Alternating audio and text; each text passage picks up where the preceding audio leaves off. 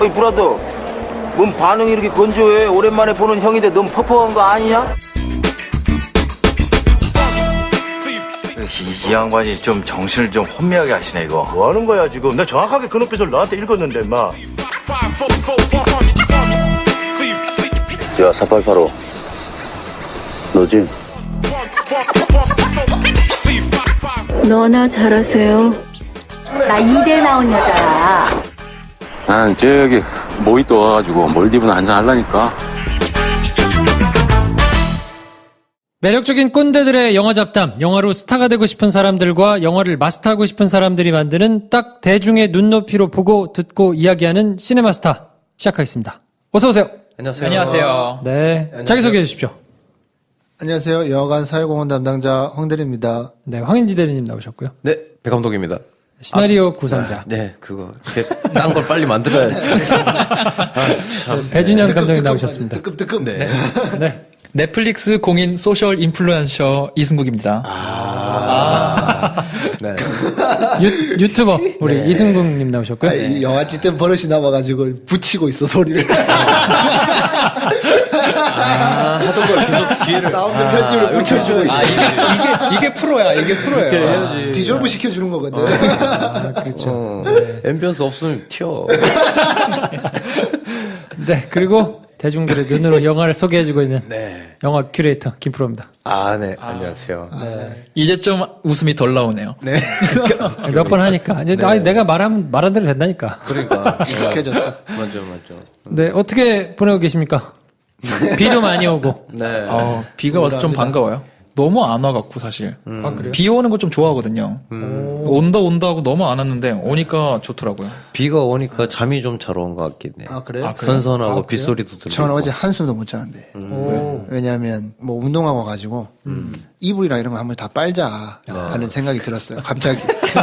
되게 그런 생각이 꼭 비가 안 왔을 때 되게 화창하고 운동하고 나서 너무 깔끔하고 이제 다 정놓고 세탁기를 돌렸는데 이불 놓고 뭐 커버 놓고 다 하니까 3시간 뜨더라고. 이상하다. 이렇게 걸렸네. 이렇게 많이 걸릴 수가 있나? 하고 봤는데 그때가 10시였거든. 그럼 1시에 끝난다는 거야. 이게 뭐 다른 이웃도 에게 민폐고 뭐 그래서 일단 누웠어요. 한 12시 됐는데 1시간 남았잖아. 잘까 말까. 잘까 말까. 그냥 포기할까. 아니다. 그럼 이불에 냄새가 난다. 그래. 내가 널고 자자. 그래서 1시까지 기다렸어요. 그렇게 피곤한데 이불 다 널고. 근데 생각해보니까 장마가 시작된다는 생각. 그때 난 거지. 큰일 났다. 이거 오늘 밤새 무조건 다 말려야 된다. 그래서 선풍기 틀어놓고 에어컨 밤새도록 제습 틀어놓고 막 덜덜덜 떨면서 한숨도 못 자는데 진짜 너무 죽을 것 같더라고요. 저는 습도계도 있거든요. 77%야, 습도가. 스리랑카 습도가 70도거든요. 근데 이상하다. 왜 이렇게 힘들지 하고 창문을 탁 열었는데 비가 한 방울도 안 왔어. 그럼 난 밤새 뭐 한 건가? 창문을 열고 그냥 잤으면 됐는데. 지금 집에 들어가면 이불이 썩고 있을 거야. 팟빵 게시판에다가 네. 후기를 남겨주신 분들이 있는데 아우, 좀 감사합니다. 소개를 좀 해드려야죠. IKKAS. 시네마스타 때문에 접은 지 2년 넘은 페북을 다시 시작하네요. 어머. 정말. 이런 분들 계시고. 특색 있는 네 분의 목소리와 의견 아주 좋아요. 너무 즐겁게 듣고 있습니다. 아유, 감사합니다. 때론 힘들지만 행복해님이 이렇게 올려주셨어요. 그리고 하쿠쿠님께서 네. 미스 홍당무 혹평 듣고 그게 남자들은 이해 안 되는 코드가 있나 봅니다. 전 보고 너무 재미있어서 당시 미국인 교수님들에게 CD로 구워서 줬는데 여자 교수님들은 웃기다고 했으나 나머지는 영. 정확히는 기억이 안 나지만 여자 인간으로서 미묘하게 찌질한 지점을 까발려주는 쾌감 같은 게 있었어요. 뭐 그럴 수 있죠. 네. 뭐 이런 내용 올려주셨고 MDB님께서는 내용도 좋지만 녹음의 질도 최고입니다. 네. 이러면서 또 우리 테리 오빠를 테리 오빠, 손을 계십니다. 좋아하고 계십니다. 그러면서 의외로 네. 그 댓글 올려주시는 분들 중에서 저희가 좋아하는 영화를 추천해주면 좋겠다 이런 네, 댓글들을 많이 있더라고요. 남겨주세요. 네. 그래서 저희가 네. 그것도 한번 준비를 한번 해보도록 하겠습니다. 언젠간 기획전 한번 하면 너무 그런 게 좋죠. 내가 추천하면 다 보신 영화일 텐데. 그래도 다시 한번 보는 그래도 게 한번 될 보는 수도 적이 있으니까. 아니면 이런 것도 있을 것 같아. 이게 내가 이게 뭐 장담할 수 있는 건지는 잘 모르겠는데 사람이 좀 모이면 우리가 보고 싶은 영화를 정해가지고 저 뭐 영화관에서 보면 되지 않을까요?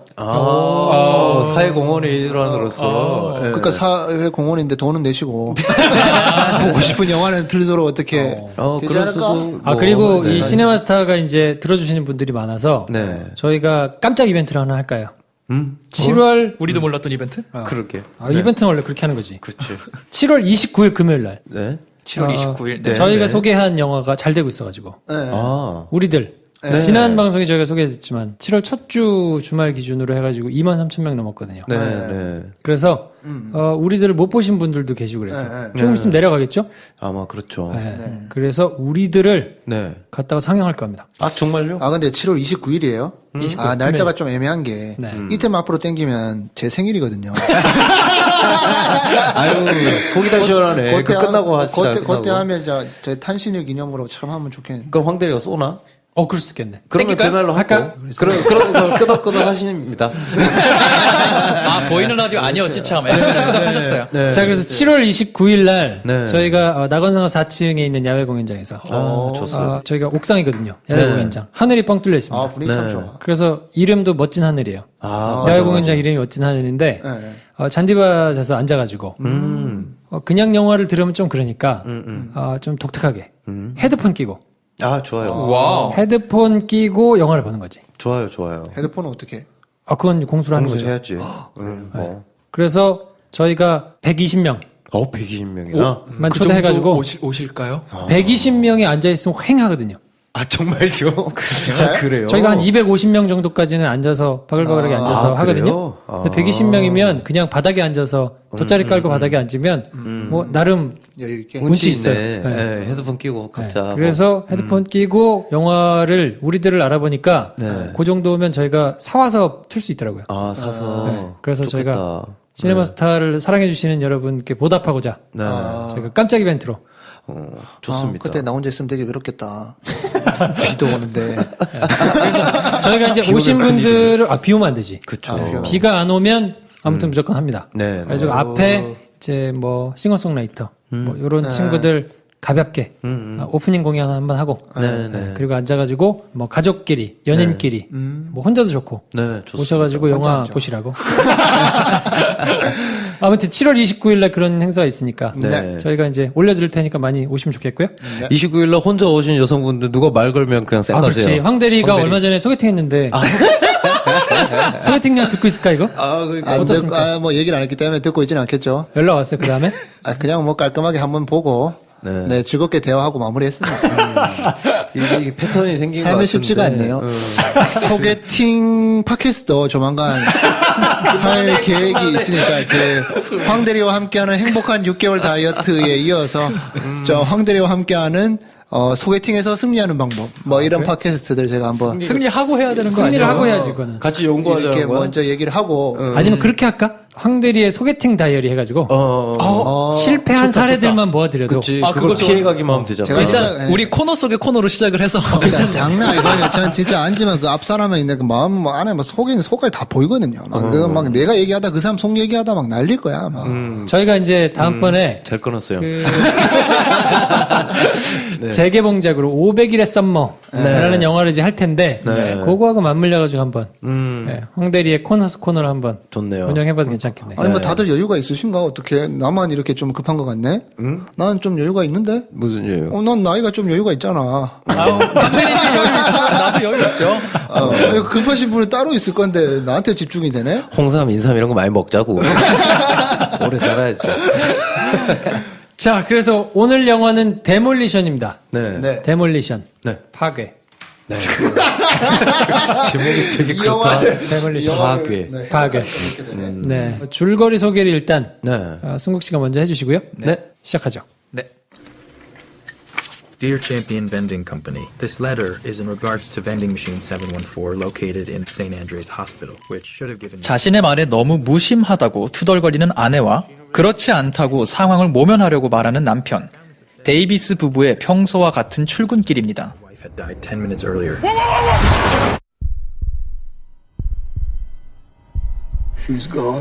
둘이 타고 있는 자동차는 사고를 당하고 운전석에 있던 아내는 사망하고 맙니다.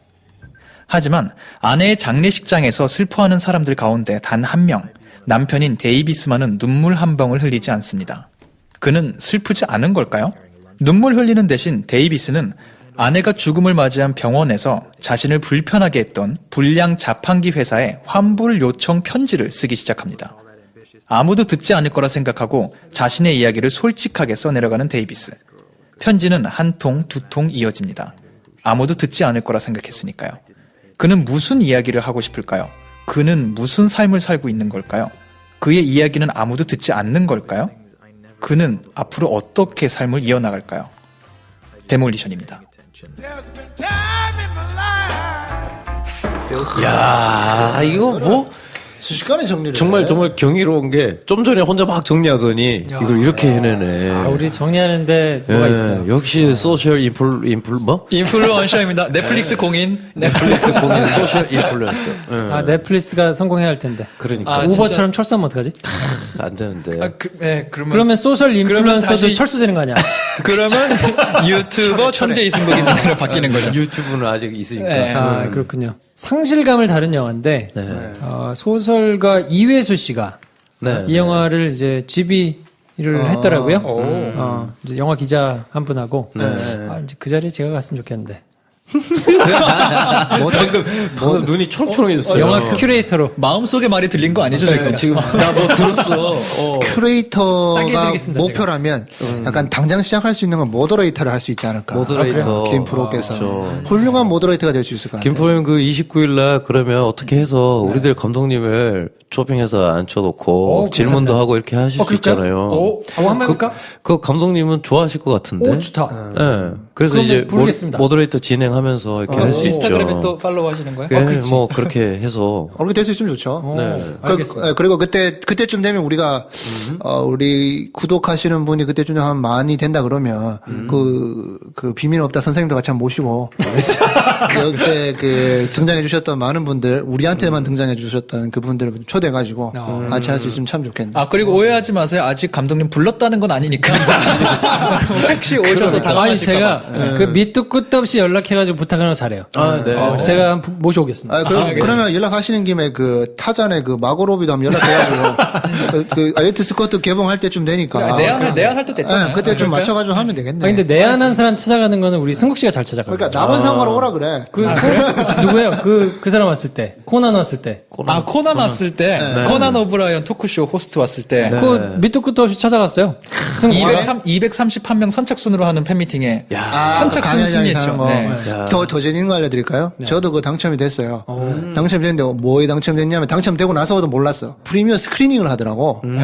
그래서 와 그냥 신청했는데 되더라고. 됐다. 근데 장소가 캘리포니아야.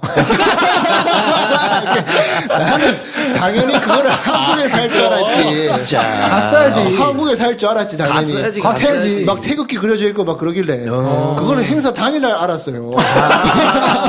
당일날 좀 깜빡하다. 오예 가야지 하고 있는데 주소가 캘리포니아. 이게 뭐지? 하고 그때 참 당했던 기억이 있네. 전 그때 팬미팅에 가서 또 야심차게 네. 너무 재밌게 보고 제 유튜브 아이디 적은 쪽지를 거기 스태프 한 2명인가한테 줬어요. 한국에서 뭐 하고 싶은 거 있고 유튜버가 필요하면 콜라보 하고 싶으면 연락을 달라. 구독자 한 3,000명일 때. 뭐 연락은 절대 오지 않았죠. 네. 하지만 나의 작은 용기에 스스로 박수 쳐줬습니다. 나는 지금 무슨 얘기하다. 소설가 이예수 얘기하다. 그러니까. 죄송합니다. 소설가 이예수 씨가 네. 이거에 대해서 평을 해놓은 게 있는데 굉장히 극찬을 했어요. 듣고 가겠습니다.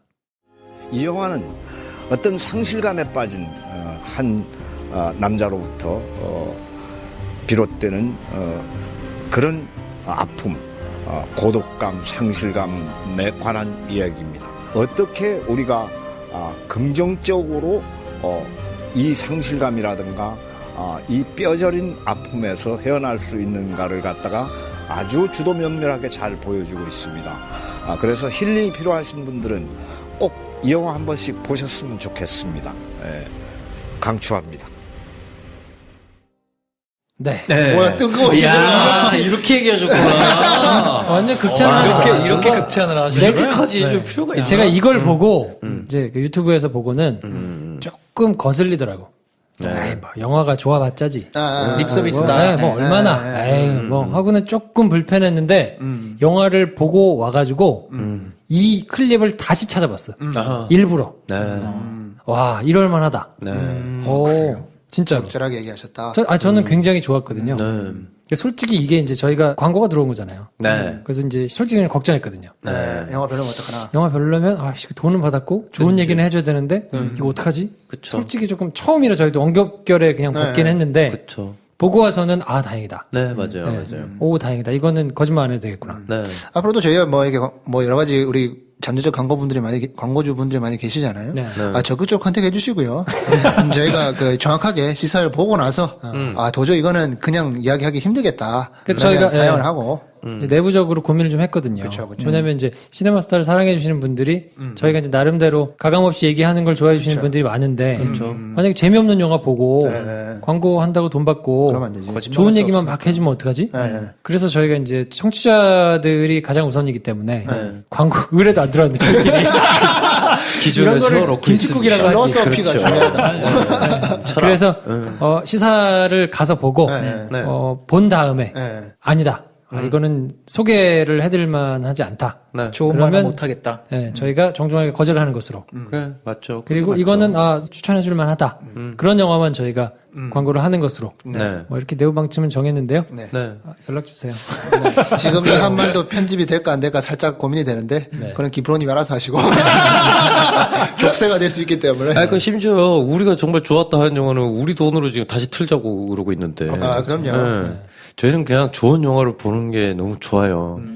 좋은 영화를 많이 봤습니다. 물론 좋은 거에 대한 기준은 다를 수 있겠지만 일단 우리가 생각하기에 얘기했지만 저는 굉장히 게으른 사람이기 때문에 딱 봐서 재밌는 것만 보거든요. 그걸 골라내는 엄청난 성관들이 그 요령들이 많이 가지고 있어요. 이번에 이제 500일에 썸머할 때 그렇게 골라낸 작품 중에 하나인데. 알겠습니다. 그래서 어쨌든 이제 상실감에 대한 영화인데 영화 이렇게 설명을 드렸고 어떻습니까? 영화 어떻게 보셨어요? 저는 굉장히 좋게 봤습니다. 저는 모든 멜로 영화를 좋게 봅니다. 이것도 멜로 영화로 들어가는 거예요? 당연히 멜로 영화죠. 그렇지. 이게 액션은 아니잖아. 그렇죠. 액션은 그렇죠. 휴먼 드라마 막 이런 거 아니에요? 그렇죠. 아니 미스터리 수사극도 아니고 뭐. 왜냐면 이 영화를 이제 제 옆에서 승국 씨가 봤는데 승국 씨의 반응이 달랐어요. 그거 되게 재밌더라고. 왜? 승국 씨는 생각보다 그냥 저만큼 좋진 않았더라고. 저는 이 영화를 보고는 사실 제일 딱 옆에서 보고 김프로님께 제일 먼저 했던 말은 내가 아직 인생을 좀 덜 살았나 보다. 인생을 좀 더 살고 영화를 보면은 좀 더 의미 있게 다가오는 게 있을까? 지금 내 삶의 레벨에서는 여기서 하고자 했던 것들을 다 이해 못한 느낌이다. 하는 생각이 제일 먼저 들었어요, 저는. 아니 뭐 그렇다고 뭐 약간 뭐 미성숙한 것처럼 생각할 필요도 없고 또 난 다 이해했다고 난 훨씬 더 성숙한 사람이야 뭐 이렇게 그렇게 생각할 필요도 없을 것 같아요. 그러니까 삶의 경험을 지금까지 해왔던 것 자체가 요 이야기를 이해하기에는 그건 난 모르는 것 같다. 그럴 수 있죠. 우리가 되게 재밌었던 게 그때 이 영화를 보고 이벤트를 해가지고 관객분들이 오고 그 이제 토크도 진행을 했었잖아요. 그래서 질문을 막 해서 막 질문과 대답과 막 근데 정말 좋은 얘기 많이 나왔고 마지막 질문 하나만 받겠습니다. 그랬더니 그걸 짱잡고 다 듣고 계시던 어떤 여성 관객분이 그래서 이게 뭐가 좋은 거예요? 난 이해가 하나도 안 간다고. 그렇죠. 아주 어린 학생이. 어린 학생이 그냥 무슨 내용인지 모르겠다. 이렇게 그때 얘기를 해서 다들 빵 터진 기억이 있잖아요. 근데 그것도 이해는 가더라고요. 네, 충분히 이해 가고 그렇기 때문에 청불 영화인 것 같기도 하고. 그럴 수 있죠. 다분히 진짜 성인을 위주로 풀어간 이야기이기 때문에 약간 그런 거에 대한 배려가 있다고 보기엔 조금 힘들죠. 근데 저는 사실 영화를 보고 며칠 동안 먹먹하더라고요. 그 정도? 저도. 굉장히 울림이 커가지고, 우와, 이거 진짜. 사실 이게 뭔가 엄청난 사건이 일어나는, 뭐, 사건이 크긴 한데, 시종일관 뭐 반전이 일어나거나, 뭐, 서스펜션을 가져가는, 서스펜션이 아닌데. 서스펜션은 자동차. 그걸 가져가면 운전하기 진짜 좋아요. 그렇지. 그걸 가지고 다니면. 편집 뚝! 하고, 서스펜스를 가져가는 영화는 아니잖아요. 근데도, 그 뭐랄까, 그 먹먹함이 계속 오래 가더라고. 배 감독님은 어때? 전 개인적으로 네. 궁금했어요. 왜냐면 이제 네. 그 뭐 저하고 연배는 크게 차이 안 나니까. 근데 결혼을 안 했잖아. 안 했죠. 네. 그래서 느낌이 어때요? 아주 궁금하더라고 개인적으로. 저는 그 영화가 생각이 났어요. 뭐 허라고 있잖아요. 허를 제가 올해 초에 한번 보고 그리고 개봉했을 때 한번 보고 한참 안 보다가 올해 초에 한번 봤었어요. 허를 처음에 봤을 때는 너무 재밌어요. 꼭 봐봐 해서 추천해준 친구가 있었어요. 그래서 그거를 이제 누군가와 같이 봤어요. 같이 보고 나서는 저랑 그 같이 본 친구랑 뭐 이걸 이렇게까지 별로 납득이 안 가고 별로 공감이 안 갔어요. 그 감독을 되게 좋아하긴 하는데 이번에는 별로 공감이 안 간다. 라는 생각이 들었는데, 뭔가 상황이 바뀌어서, 재작년 초에 혼자 봤어요, 혼자 이걸 딱 찾아봤는데, 그런 일이. 진짜 어마무시하더라고요. 진짜 어마무시하더라고요. 허가 또 상실에 관한 얘기잖아요. 네, 진짜 어마무시하더라고요. 괜히 아이폰 켜가지고 시리 부르고 맨날 이러는 그때 물론 이제 그런 영화가 있죠. 근데 지점이 다르다 누군가 같이 봤을 때는 이해가 안 가다가 혼자 봤으니까 당연히 달랐겠지. 근데 그게 아니라 이 영화가 하고 있는 얘기가 그게 다가 아니구나. 내 옆에 이런 사람이 있다는 게 얼마나 고마운 건가. 데몰리션 처음에 딱 봤을 때 이제 사실 허를 두 번째 봤을 때보다는 그게 막 확 와닿진 않았어요. 왜냐면 이제 시기가 잘 맞아야 될 때도 있고 그런 영화들은 그런 게 있잖아요. 그리고 이건 이제 어떤 죽음으로써 이별한 이야기니까 저한테는 딱 이 영화에서 일어난 일이 벌어나진 않았으니까 하지만 이제 허를 두 번째 봤을 때 생각이 탁 떠오르면서 내가 저런 순간을 맞닥뜨리면 나도 딱 저럴 것 같다. 아니면 예전에는 왜 쟤는 저 순간에 저렇게 하지라고 생각했을 인물을 이젠 좀 이해를 하게 됐다. 그런 여러 가지 생각들이 들더라고요. 굳이 사별이 아니더라도 그냥 이별에 대한 여러 가지 경험이 있는 사람이면 누구나 자기의 이야기를 대입해서 감상할 수 있는 그런 영화가 아닌가 싶습니다. 저는 초반에 한 20분, 30분 정도까지가 충격이 컸던 것 같아요. 그러니까 한 5분 나오고 근데 그 두 사람의 대화를 지켜본 거라고는 차에서 그냥 몇 마디 던지는 거. 그게 전부였잖아요. 근데 갑자기 빡! 근데 저는 이게 약간 트라우마가 있는 게 많은 영화에서 교통사고 장면을 그렇게 표현하잖아요. 옆에서 보고 있고 운전자가 되게 자연스러운 것 같지만 앞을 안 보고 이야기하는 이렇게 표현을 하는 경우가 되게 많은데 근데 거의 99%는 그냥 운전하면서 대화하는 씬을 그렇게 찍어요. 보통 그렇지. 사고가 안 나도, 사고가 나려고 연출하지 않아도 대부분 그렇게 찍어요. 근데 저는 이렇게 교통사고 나는 게 영화가 한두 개가 있단 말이야. 그 장면만 나오면 불안해가지고. 그렇지. 누가 죽을 것 같지. 모든 영화가 불안한 거야. 앞에 봐. 저도 사실은 그 마지막에 이렇게 사고 나기 직전에 옆을 쳐다보면서 이렇게 하면서 이렇게 하잖아요. 그때 똑같은 느낌이었거든요. 사고 나면 어떡하지? 항상 불안해. 앞에 봐. 그런데 진짜로 사고가 날 줄 몰랐어. 그렇지. 이 영화 딱 사고가 나고는 죽었어. 거기 있다가 죽었잖아요. 그러고 나서 가장 충격적이라기보다 좋았던 거는 영화가 안 짜니까. 일부러 강요하지 않고 음악 안 쓰잖아요. 그냥 조용하고 적막한데 아침에 나왔던 그 침대에 다시 가서 자잖아. 피 묻은 셔츠 갖고 와서 지갑 빨아야 되고 늘 일어나던 시간에 일어나고 그렇죠. 욕실에 가가지고 샤워도 하는데 분명히 머리카락이 있을 거란 말이지. 자기 아내가 했을 거니까. 그러니까 흔적이 그대로 남아있는 그 자리에 자기가 돌아와가지고 나는 그냥 계속 현실을 살아야 돼. 그거를 그냥 냉정하게 보여주는데 가슴이 너무 먹먹한 거예요. 주인공이 오열하지 않고 주인공이 뭔가 감정의 동요도 없고 그냥 무덤덤하게 표정도 잘 안 변하고 그러고 있는데 그 상황 자체가 그럴 수 있겠다는 생각이 들어가지고 좀 너무 충격이 좀 컸었어요. 저는 아침에 시리얼 먹잖아요. 이게 맛있게 먹는 것도 아니고 허겁지겁 먹는 것도 아니고 슬프게 먹는 것도 아니고 그냥 먹잖아요. 아무 생각 없이. 딱 이해가 간 게 이거를 얘가 아침에 안 먹고 만약에 잠깐 거기에 대해서 생각을 해보기 시작하면 오늘 하루를 보낼 수가 없잖아요. 제정신으로. 그냥 그게 느껴지더라고요. 그러니까 하던 대로 해야 돼. 안 그러면 감당이 안 돼. 이게 딱 느껴지는 장면이 그 시리얼 먹는 장면. 그냥 먹고 있죠, 그냥.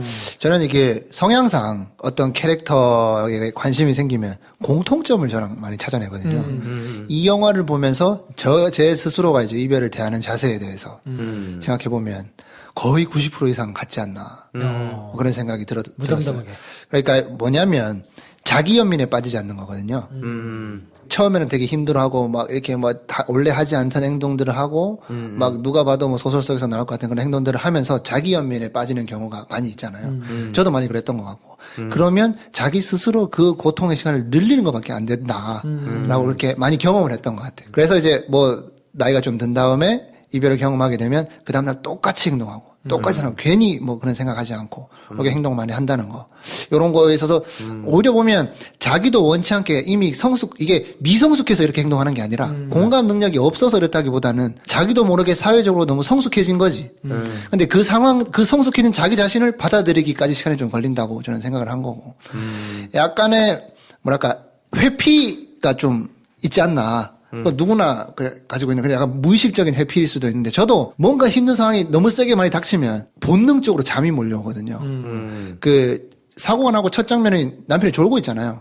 병원에서. 사실 어떻게 자기 아내가 죽었는데 병원에서 졸 수가 있냐라고 이야기하면서 무심하다는 걸로 쓸 수도 있지만 다른 한편으로는 정말 감당할 수 없는 그 상황을 자기도 모르게 그냥 회피하는 그런 자기 본능으로 그냥 자기 방어 기제로 그렇게 졸 수가 있거든요. 제가 좀 그런 게 있거든요. 전 좀 그렇게 이해가 되더라고.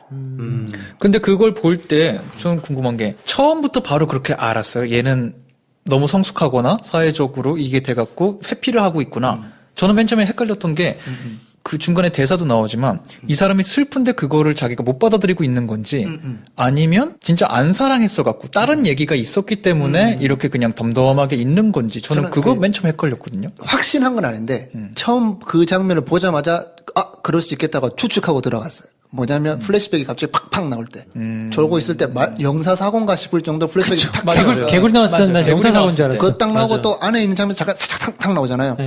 잠깐만 이건 이런 얘기일 수 있겠다라고 그때부터 약간 준비를 했던 것 같아요. 저는 오히려 그게 약간 헷갈려서 조금 초반에 몰입하는데 어려웠던 것 같아요.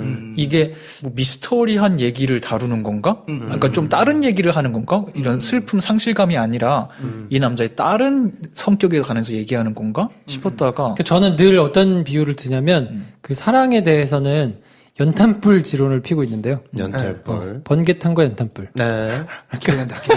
네. 그러니까 모든 사람이 저는 사랑에 대해서 정의하는 게 마음에 안 드는 게 번개탄을 사랑에 맞는 거라고 항상 주장하는 것 같아서 저는 마음에 안 들거든요. 왜냐하면 번개탄은 피면 한 1분 30초 가나요?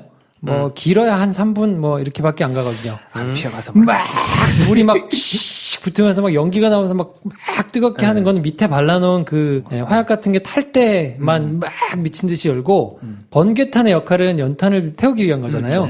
근데 연탄은 거기에 불이 붙기까지 꽤 오래 걸리고 한 번 붙으면 오래 가고 연탄의 용도는 다른 거란 말이에요. 근데 번개탄의 그 막 강렬했던 기억만 가지고 사랑이라고 정의하고 얘기하면 안 풀리는 게 너무 많은 거지. 그러니까 막 결혼을 5번씩 하고 6번씩 하고 해도 해결이 안 되는 거야. 왜냐면 그건 오래 안 가거든. 딱 옥시토신이 분비된 2년 정도 하고 끝나잖아요. 그 단계를 거쳐가지고 결혼을 해가지고 살면 계속 그렇게 불탈 수 없거든요.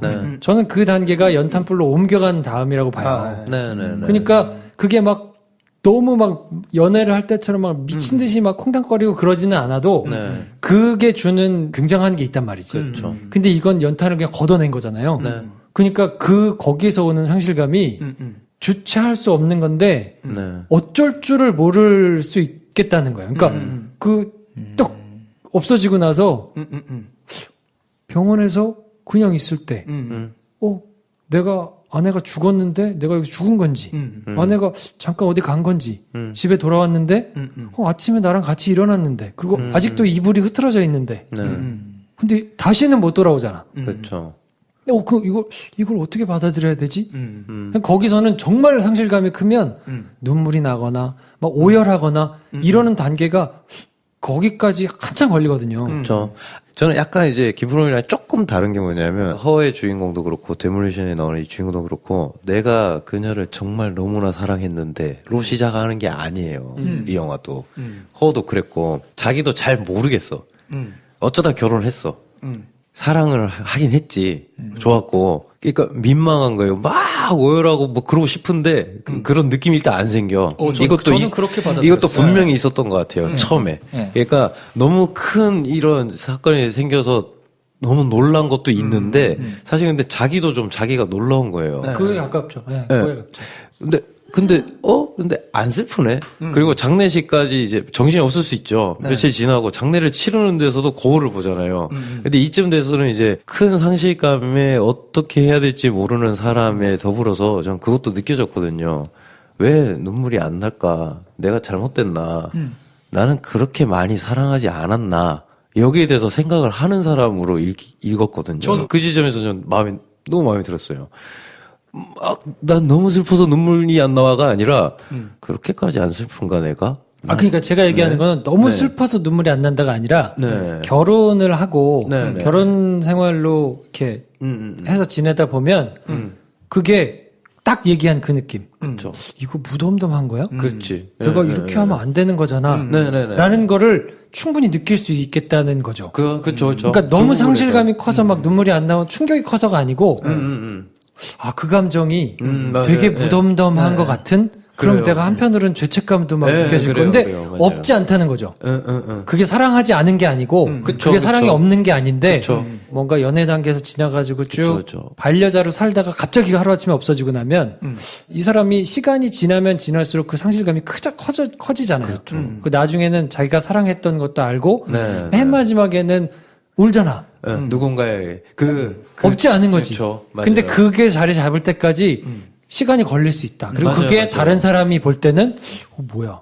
얘는 안 슬퍼? 안 사랑한 거야? 라고 오해를 받을 만큼 그럴 수도 있다. 맞아요. 그럼 그런 상황에서 저는 결정적으로 이거는 잘못 봤던 부분이 됐던 게 장인이랑 대화하는 씬 있잖아요. 처음에 장인이 힘들면 말하게 나도 힘들고 하니까 언제든지 나랑 교류하자. 장인이 되게 슬픔을 꾹꾹 눌러 담으면서 얘기를 할 때 얘는 저는 딴 생각하고 있잖아요. 이 식당 분위기 좋은 거는 뭐 이것 때문이네 뭐 이런 얘기를 하고 있잖아요. 저는 그 씬을 보고서 그 전까지만 해도 슬픈 걸 모르고 있는 거 헷갈리고 있다가 그 장면을 보고서 안 사랑했나 보네라고 생각했거든요. 거기는 그냥 그 캐릭터 자체를 보여주는 건데 그 사람은 옛날에도 그랬을 거라고. 근데 아내가 있기 때문에 걔한테 관심을 기울이지 않았어요. 그렇죠. 그러니까 그냥 덤덤하게 하고는 지나갔던 거. 걔가 그런 행동을 해도 사람들이 자기가 알아서 해석했던 거지. 그렇죠. 그 캐릭터가 뭐 바뀌었거나 막 이상해진 게 아니고 맞아요. 걔는 원래 그렇게 약간 괴짜 같고 맞아요. 무디고 뭐 무덤덤하게 조금 덜하게 약간 특이하기도 하고 뭐 이런 애인데 그냥 그 옆에 굉장히 부자인 장인어른이 있고 그러면 이 사람은 자기 사업을 키우고 자기 사업체에 데려와가지고 뭐 할 이런 것 때문에 걔 자신에 대해서는 별로 관심 없이 그냥 딸의 남편이니까 그냥 별 관심 없이. 맞아요. 그러니까 저는 오히려 이렇게 해석을 하면 좀 이해가 갈 것 같은데 인간적으로 정이 안 가는 인간이 주인공으로 나온 거라고 볼 수도 있어요. 그냥 쉽게 말하자면. 볼 수 있죠. 예. 근데 그랬을 때 거기서 나도 저럴 때 있어를 느끼면 그러니까 그러니까 아내의 죽음으로 성장을 하는 얘기예요. 그러니까 그렇죠. 아내를 잘 보내주는 얘기면서도 이제 얘는 누군가를 사랑할 수 있는 애인 거예요.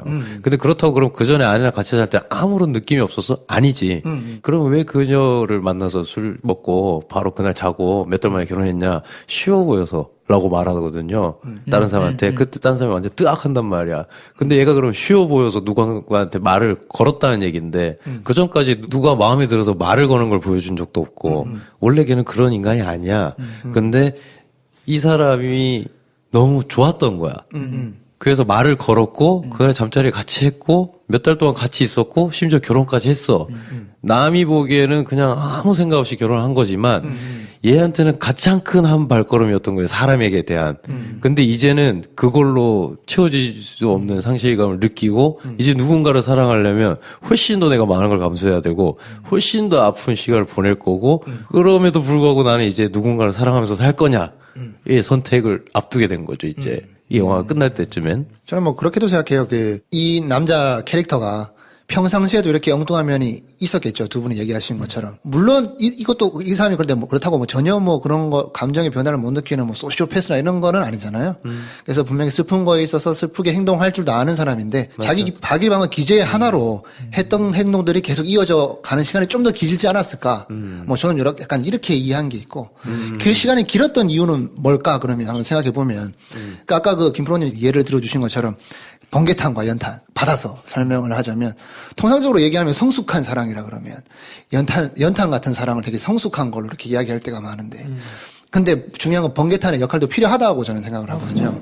번개탄으로 시작이 돼야 연탄으로 옮겨 붙어서 계속 지속이 될 수 있을 거라고 생각하는데 이 영화 속에서 이 캐릭터 남자는 이 번개탄 같은 그 순간이 없었기 때문에 자기 스스로가 이 연탄불 바로 그냥 연탄불로 넘어와서 그냥 사랑이 시작됐는데 이거를 인식을 하기 위한 번개불의 시간을 기억이 없는 거지.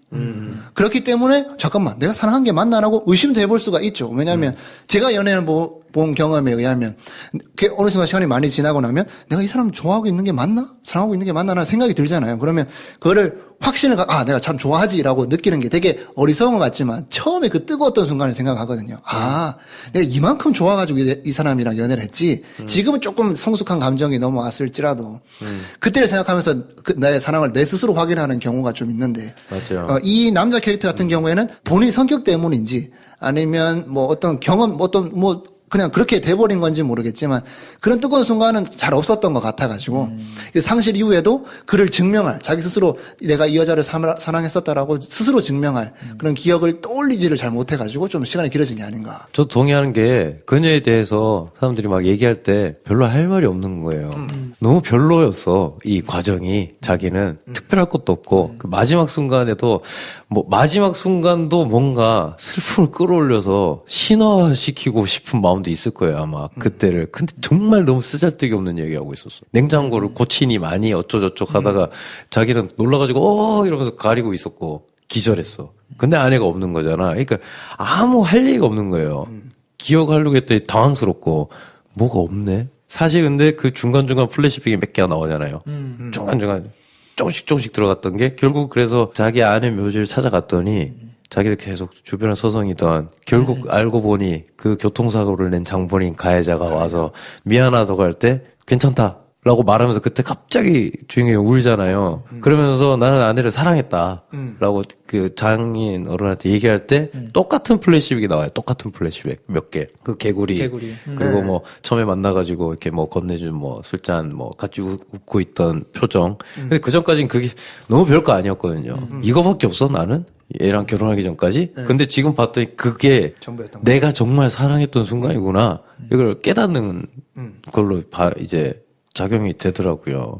저는 이제 그 여자를 사랑했었구나라고 느꼈던 게 계속 잔상이 생기잖아요. 플래시백의 방식이든 아니면 샤워장에 거울에 비춰가지고 쓱 지나가는 거든 계속 아내에 대한 잔상이 있잖아요. 심지어 나오미 아츠랑 친구가 돼가지고 해변가에 가서 나우미 아츠를 목마 태워가지고 막 놀고 하는 장면에서도 아내의 잔상이 있단 말이에요. 맞아요.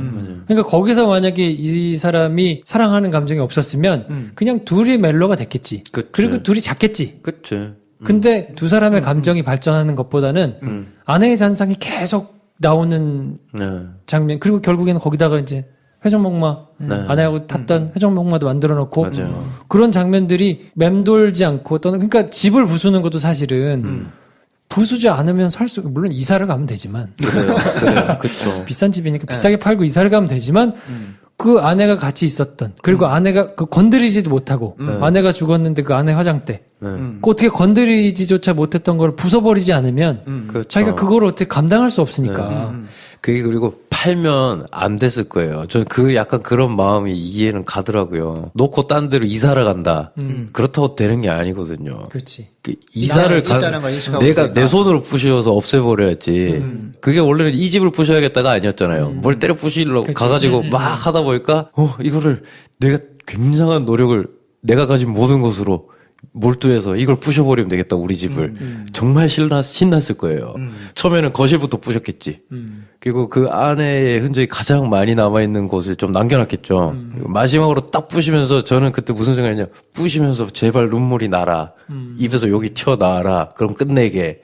근데 부시면서도 그게 안 돼. 그러니까 그냥 더 미쳐버리는 거야, 사람이. 그래서 이걸 더 제대로 어떻게 마무리해서 없애버려야 내 머릿속이 비워지지? 이걸 계속 몰두하고 시간을 쓰고 방법을 찾고 직시를 하고 싶은데 직시는 안 되고 이런 시간을 계속 가다가 결국은 울고 장인 찾아가고 절대 잊지 않겠다는 행동으로서 회전목마를 그 자리에 만들어버리면서 직시가 되는 거잖아요. 저는 그래서 뭐 전반적으로 영화가 풀어가는 방식이나 남자의 심리 상태에서 이해는 하는데 동의는 안 되는 것 같아요. 이 영화에서 또 동일하게 그렇게 미지근하게 연탄 같은 사랑이 그것도 사랑이다. 그렇게도 사랑한 거다라고 그게 막 성숙한 사랑이었던 것처럼 이야기하는데 저는 아직 나이가 어려서 그런지 그게 동의가 잘 안 되더라고. 처음에 그런 번개불 같은 막 불타오르는 사랑이 없이 시작된 사랑. 그러니까 늦게 꺼지는 그 사랑이 사람이 느낄 수 있는 최고의 감정이라. 최고의 감정은 아니죠. 근데 그것도 분명히 감정이다라는 거죠. 근데 그게 막 성숙한 것처럼 되게 사회에서는 많이 이야기하는데 그게 쉽게 동의가 안 되더라고. 저는 오히려 이 영화의 주제는 그렇게 따지는 영화가 아니라 지나고 보면 그것도 굉장히 오리지널한 소중한 각자의 스토리다. 곱씹고 추억하고 꺼내볼 수 있는 굉장히 소중한 추억이다. 니네가 그냥 니네 스스로 의미를 못 찾는 니네 일상이 얼마나 소중하냐. 뭐 이걸 얘기해 주는 것 같아서 오히려 좀 좋았거든요. 그러니까 굉장히 우스꽝스러운 장면도 나오잖아요. 군중 안에서 헤드폰 끼고 막 춤추고 막 이런 게 사실은 어떻게 보면 되게 짜증나게 볼 수도 있거든요. 아 뭐야 저건 뭐 이렇게 그렇게 볼 수도 있는데 이게 그 상실감이라는 측면에서 감정이입이 확 된 상태에서 보니까 이해가 되는 거죠. 네. 아 얼마나 진짜 답답하면 저럴 수도 있겠다. 사람들이 날 쳐다보거나 말거나 그냥 막 미친 짓도 하고 때려 부수기도 하고 아마 지나가다 누가 나를 말려라. 그럼 내가 널 욕하게. 말리는 애라가 나를 때려라. 그럼 내가 걔를 때리게. 뭐 그런 식으로 마음이 가거든요. 왜냐하면 난 그녀를 잃어서 슬프다를 말하고 싶은 게 아니고 딴 걸로 해소하고 싶은 거야. 누가 날 욕해라. 그럼 내가 얘를 욕하게. 내 안에는 없어. 라고 말하는 게 너무 무섭고 다른 쪽으로 상처받고 싶은 거예요. 그러니까 자꾸 그런 식으로 이제 가는 게 보여서 좋더라고요. 전반적으로 지금 연천이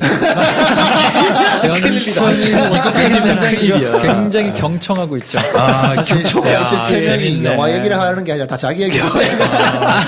아니 근데 사실 꼰대들이 지금 다 지금 근데 그게 사실 설명하시는 걸 들으면서 저만 약간 또 생각을 하고 저는 그 장인이랑 대화씬이 몰입을 깼던 이런 거나 했던 게 좀 정리가 된 부분은 있는 게 저는 초반에 이 캐릭터에 그러니까 저는 사랑으로 이거를 했다기보다 조금 그 데이비스라는 캐릭터 본인에게 거기서 좀 저랑 동일시했던 부분도 있었던 것 같고 제가 20대 초반 때 친하게 지내던 지인 중에 한 명이 되게 어이없게 사고로 하늘나라로 간 친구가 있거든요. 그거를 약간 데이비스 캐릭터랑 동일시했던 것 같아요. 그 당시에 제가 유학을 하고 있었고 연변에서 연길에서 영국이나 프랑스나 언어가 다른 데를 가면 외국인 이렇게 지낼 텐데 그 친구들과 이렇게 있으면 너무 즐겁고 재밌는데 내가 외지인처럼 느껴지는 그런 게 좀 있었어요. 그래서 녹아들라고 정말 무던히 있는 힘껏 긍정적인 것만 보여주고 녹아들라고 하는 한 1, 2년을 거기서 치열하게 지내다가 갑자기 한국에 잠깐 와 있는데 그런 일이 벌어져서 2박 3일 계속 자리 지키고 이렇게 했는데 눈물 한 방울 안 흘리는 거예요.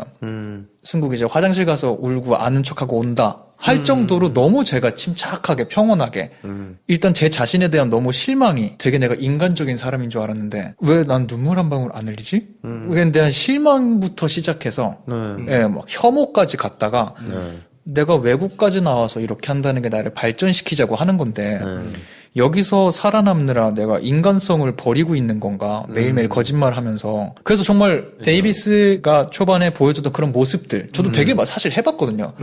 나는 왜 펑펑 안 울지? 울라고도 해봤는데 진짜 눈물 한 방울 안 나는 거예요. 근데 그러니까 계속 물음이 이어져서 나랑 얘랑 별로 안 친했나? 내가 무너지고 싶은데 내가 그런 사람이 아닌 걸 그제서야 알아서 아 나는 슬픈 감정을 그렇게 받아들이는 오열하는 걸로 푸는 사람이 아니구나. 나는 아직 이런 거를 잘 받아들이지 못하는 삶을 살았구나. 이걸 받아들이는 과정인가 보구나를 뒤늦게 알았거든요.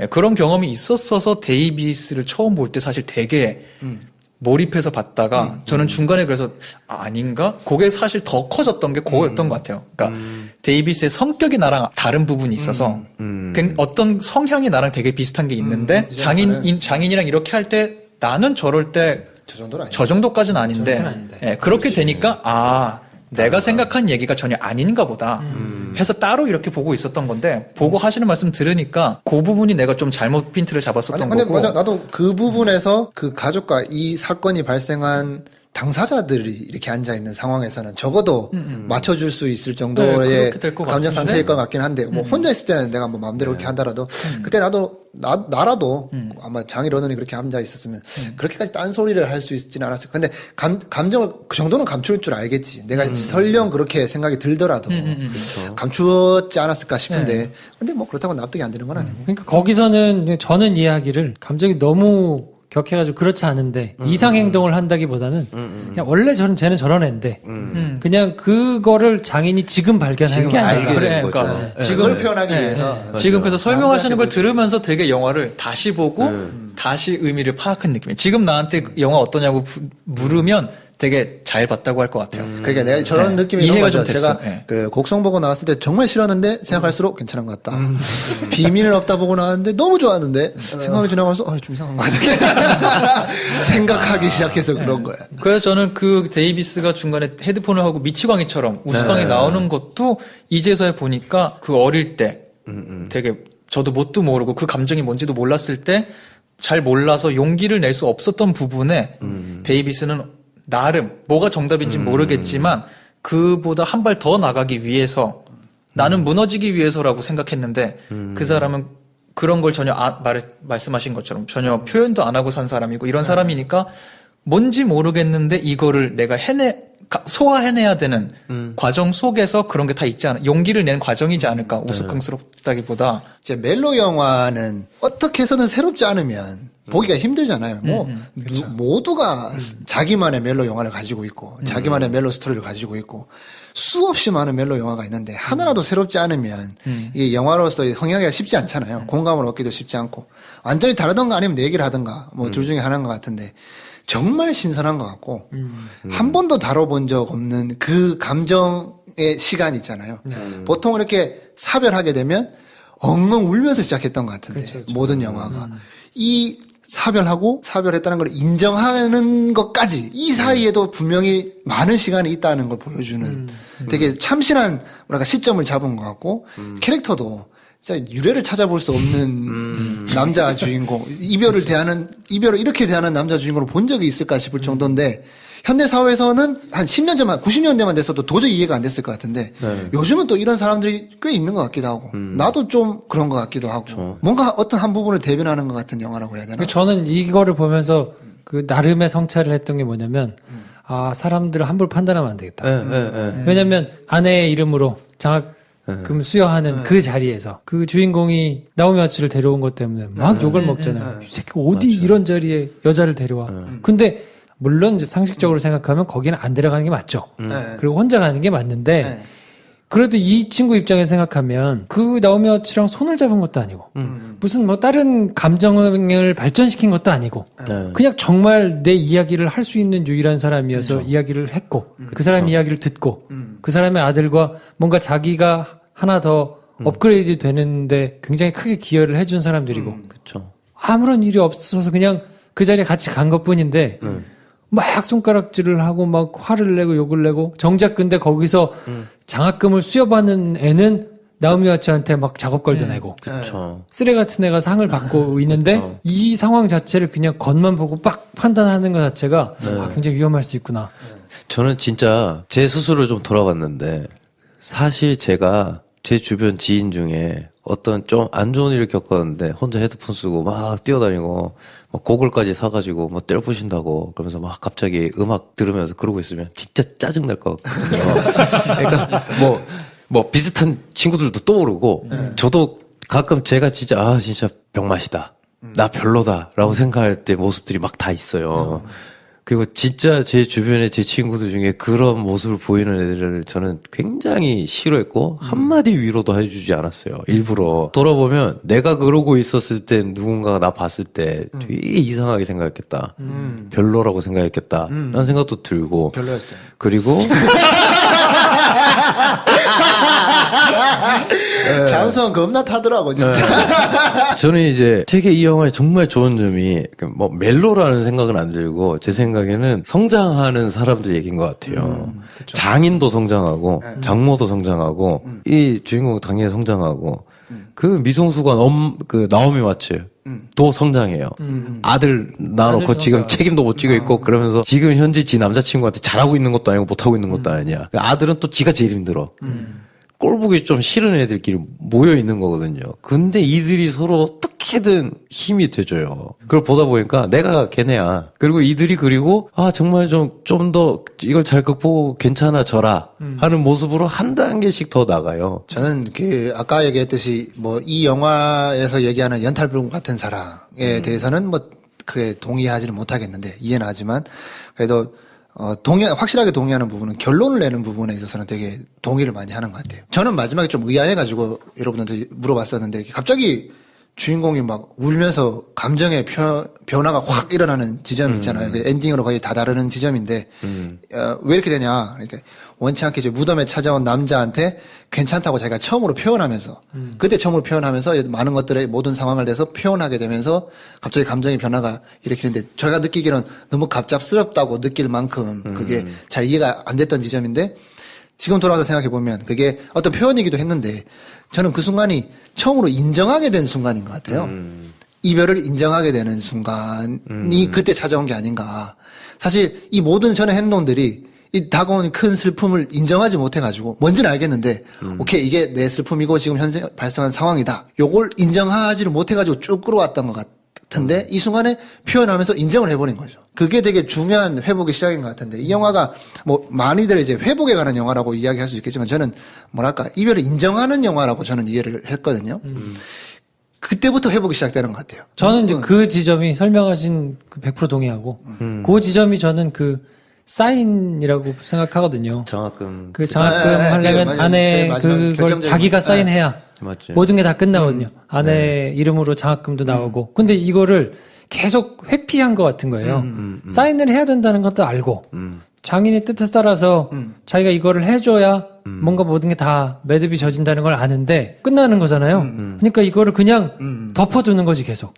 시간이 계속 다가오는데 그냥 덮어두고 장인은 와서 퇴근하지만 그냥 쌩까고 다른 거 하고 그러다가 결국에는 그 사인을 해주고 장인을 찾아가서 울면서 자기가 하고 싶은 걸 얘기하고 그래서 결국은 그걸 만들어 놓고 계속해서 잔상이 생기던 그 자리 가서 그걸 만들어주고 뭔가 이렇게 한 단계 다음 스텝으로 넘어가는 그게 그러니까 이거 얘기해보니까 많은 분들이 겪은 공통의 감정인 것 같은데 참 어떻게 이걸 영화로 표현했을까. 그러니까. 이게 영화가 되는구나 싶은 게 더 신기한 것 같아요. 그리고 공감이 된다는 게 너무 신기했어요.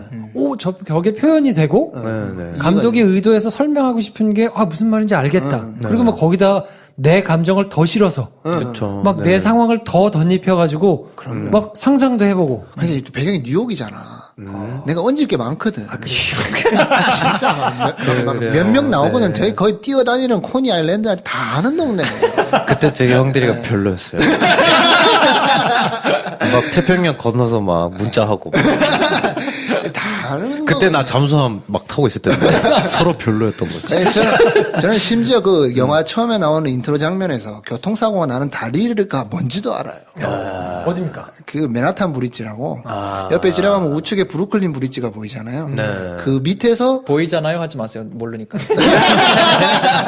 몰라 우리. 그 원스 오폰 어 타임 인 아메리카 포스터 보면 이렇게 멋진 다리가 나오잖아요. 그 보이는 그 다리가 이 맨하탄 브릿지. 맨하탄 브릿지. 만약에 얘기하면 뭐 끝도 없는데 이 영화 보면서 얼마나 많은 이야기들이 얹어줬겠어. 자 듣고 계십니까? 뉴욕에서 들리십니까? 제 가슴에. 아무튼 그래서 생각할 지점이 많은 영화에서 한 번씩 보시면 어떨까 싶고요.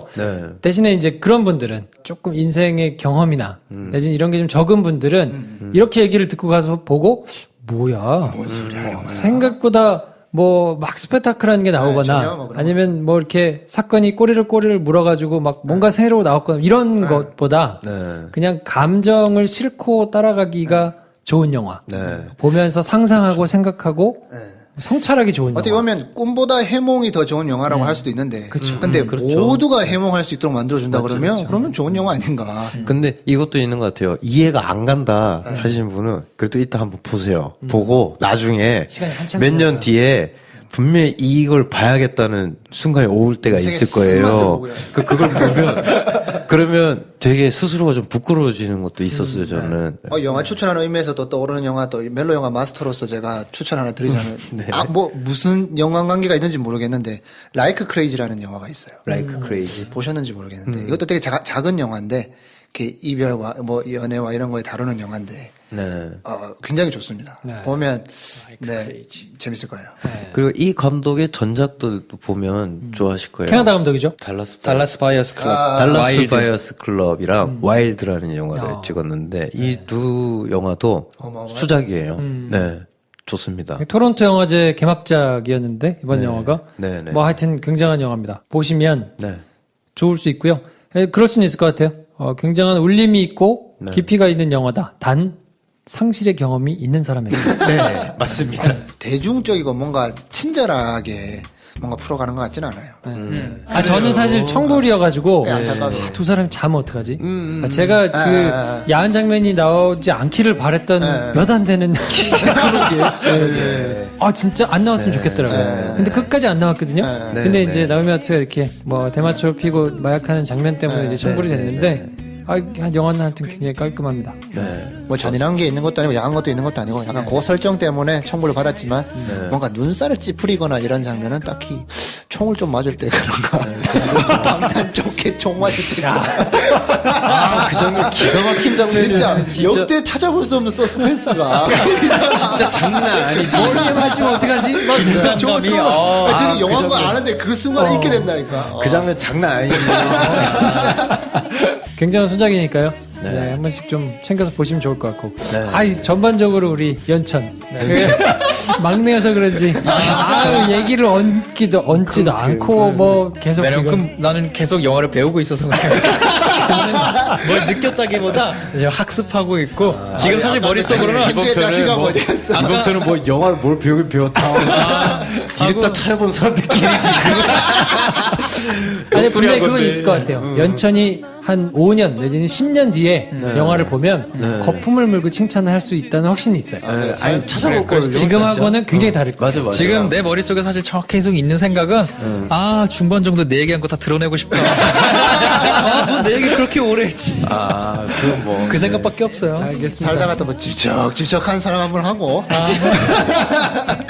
시면에 들어갔다가 나오면 이 영화가 한번 떠오르겠지. 자, 그래서 오늘 저희가 데몰리션 정리를 해드렸는데 적어도 저희 3명은 자신있게 추천해드리니까 하여튼 가서 좀 보시면 좋을 것 같고 나는 오히려 연천의 마음이 좀 더 이해가 된다 뭐 이런 분들은 나중에 보세요. 나중에 보셔도 나중에 보세요. 그래요. 뭐 지금 봐서 괜히 마음고생 뭔지 아나. 아무튼 뭐 간만에 괜찮은 영화 한번 챙겨서 보시면 좋을 것 같고 저희가 올려드린 URL로 청취 후기나 또 사연 이런 거 보내주시면 저희가 적극적으로 소개해드릴 테니까요.